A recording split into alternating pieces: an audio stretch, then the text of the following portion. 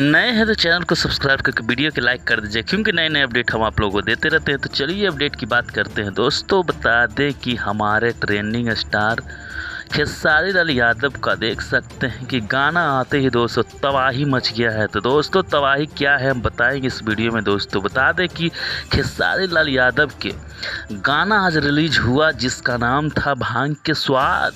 मगर दोस्तों ऐसा स्वाद लगा दोस्तों कि सीधे 14 नंबर पे नहीं दोस्तों, सीधे 1 नंबर पे गाना ट्रेंड कर रहा है। वो भी दोस्तों बता दें कि कितना मिनटों में और कितना घंटों में। दोस्तों बता दें कि 7 घंटे में गाना ट्रेंडिंग में चला गया दोस्तों, जिस गाने का नाम है भांग के स्वाद। काफ़ी दोस्तों अच्छा लग रहा है लोगों दर्शकों को ये गाना, और दोस्तों ट्रेंडिंग में चल रहा है। 13 घंटा में दोस्तों हमको लगता है कि 3 से 4 का 10 मिलियन दोस्तों 20 मिलियन पार हो जाएगा। खेसारी लाल यादव का गाना का दोस्तों बता दें कि कुछ ऐसा रहता है कि गाना आते ही बूस्ट इतना होता है दोस्तों कि रॉकेट की तरह बूस्ट होता है। तो क्या है राय आप लोग कमेंट करके ज़रूर बताइएगा। मिलते हैं नेक्स्ट वीडियो में। जय भोजपुरी जय बिहार।